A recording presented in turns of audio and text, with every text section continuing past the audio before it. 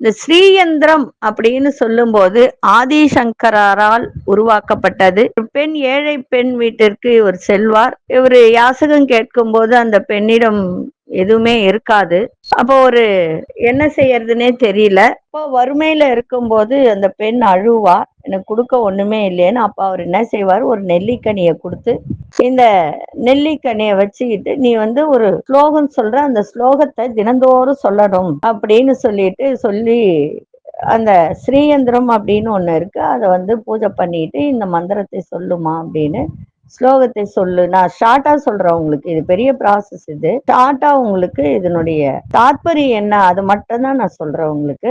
என்ன அப்படின்னா, கனகதாரா ஸ்தோத்திரம் அப்படின்னு ஒண்ணு இருக்கு.